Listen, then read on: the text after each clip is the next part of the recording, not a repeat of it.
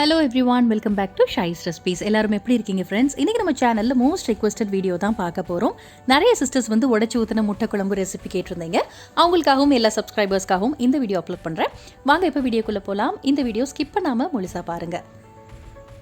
ஒரு பாத்திரத்தில் 2 table spoon oil சேர்த்துக்கோங்க. அது சூடானதுக்கப்புறமா ஒரு பிரியாணி இலை, அதுக்கப்புறமா 1 டீஸ்பூன் அளவு சோம்பு. அது பொரிஞ்ச உடனே ஒரு 3 பல்லு பூண்டை வந்து தோலோட நச்சிட்டு சேர்த்துக்கலாம். அப்போ நல்ல வாசனையாக இருக்கும் இந்த குழம்பு. அப்புறம் பெரிய வெங்காயம் வந்து மீடியம் சைஸ் பெரிய வெங்காயம் 2 எடுத்து அதை பொடியாக கட் பண்ணி வச்சுருக்கேன். நான் சாப்பரில் போட்டு கட் பண்ணியிருக்கேன். இந்த அளவுக்கு பொடியாக கட் பண்ணிக்கோங்க, அப்போ தான் கிரேவி ரொம்ப நல்லாயிருக்கும். இப்போ இந்த வெங்காயம் வந்து பொன்னிறமாக வர வரைக்கும் மீடியம் ஃப்ளேமில் வச்சு வதக்கி விட்டுக்கலாம். வெங்காயத்தை வந்து கருக விட்டுறாமல் வதக்கிக்கோங்க, அப்போ தான் வந்து குழம்பு நல்ல வாசமனமாக இருக்கும்.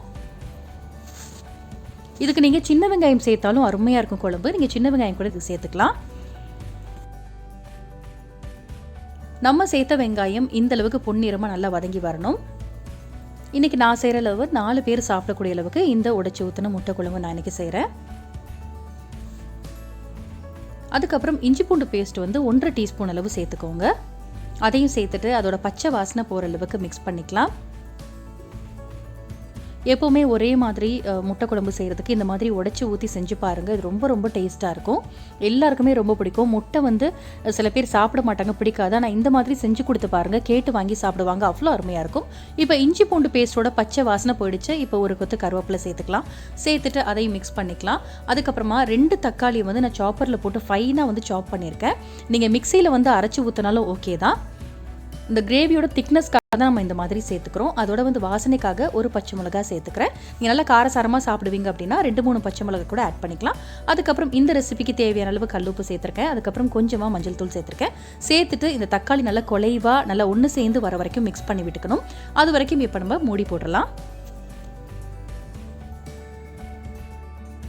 இப்போ ஓப்பன் பண்ணி பார்க்கலாம். ஒரு 3 நிமிஷத்துலேயே நல்ல தக்காளி வெங்காயம் எல்லாம் பேஸ்ட் மாதிரி வந்திருக்கு. ஆயில் நல்லா பிரிய ஆரம்பிச்சிருக்கு பாருங்கள். இந்த அளவுக்கு மிக்ஸ் ஆகணும். ஒரு இன்க்ரீடியன்ஸுமே நல்லா வதக்கி செய்யுங்க, அப்போ தான் நல்லாயிருக்கும். இப்போ 2 டீஸ்பூன் அளவு மல்லித்தூள், கொஞ்சமாக சீரகத்தூள், அதாவது 1/2 டீஸ்பூன் சீரகத்தூள். நல்லா காரசாரமாக சாப்பிடுவீங்க அப்படின்னா மிளகாய் தூள் வந்து ஒரு 2 டீஸ்பூன் இல்லைனா 3 டீஸ்பூன் சேர்த்துக்கோங்க. சேர்த்துட்டு இதையும் நல்லா மிக்ஸ் பண்ணி விட்டுக்கோங்க. மசாலாவோட பச்சை வாசனை போகிற அளவுக்கு 1 நிமிஷம் மிக்ஸ் பண்ணிக்கலாம். இப்போ ஒரு 2 டம்ளர் அளவுக்கு நான் இப்போ தண்ணி சேர்க்குறேன். இது நல்லா ஒரு 5லேருந்து 6 நிமிஷம் நல்லா கொதிச்சு இன்னும் நல்லா பச்சை வாசனைலாம் போய் ஒன்று சேர்ந்து வரணும். பாருங்கள், நல்லா அந்த மசாலோட பச்சை வாசனை போயிடுச்சு. நல்லா ஒன்று சேர்ந்து குழம்பு வந்திருக்கு. ஆயிலெலாம் செப்பரேட் ஆக ஆரம்பிச்சிருக்கு. உங்களுக்கு எந்த அளவுக்கு திக்னஸ் வேணுமோ குழம்பு அந்த அளவுக்கு நீங்கள் தண்ணி ஆட் பண்ணிக்கலாம். நீங்கள் தேங்காய் பால் கூட சேர்த்துக்கலாம். ரொம்ப நல்ல வாசமனமாக இருக்கும். இப்போ நம்ம முட்டையை ஆட் பண்ணிக்கலாம். உடச்சி ஊற்றி இன்றைக்கி ஒரு 4 முட்டை நான் இன்றைக்கி சேர்த்துக்கிறேன். ஒன்று மேலே ஒன்று ஊற்றாமல் இந்த மாதிரி தனித்தனியாக சேர்த்துக்கோங்க. இப்போ பாத்திரம் வந்து நல்ல அகலமான பாத்திரமாக எடுத்துக்கோங்க உடச்சி ஊற்றின முட்டை குழம்புக்கு. அப்போ தான் நல்லா தனித்தனியாக அந்த முட்டை செப்பரேட்டாக இருக்கும். இப்போ சேர்த்துட்டு அடுப்பு தீயை வந்து நல்லா குறைச்சிருங்க. மீடியமுக்கு கொஞ்சம் கம்மியாக வச்சுக்கோங்க. வச்சுட்டு இது ஒரு 5 நிமிஷத்தில் வெந்துடும். இப்போ மூடி போட்டுடலாம். ஒரு 3 நிமிஷத்தில் ஓப்பன் பண்ணுறேன். பாருங்கள், இப்போவே நல்லா ஹாஃப் குக்காக இருக்குது பாருங்கள். இப்போ லேசாக உடச்சி விட்டுறாமல் தனித்தனியாக இதை வந்து நல்லா செப்பரேட் பண்ணி விட்டுருங்க. அப்போ வெந்து வரும்போது நல்ல முட்டை அழகாக அந்த குழம்போடு சேர்ந்து தனித்தனியாக வந்துடும்.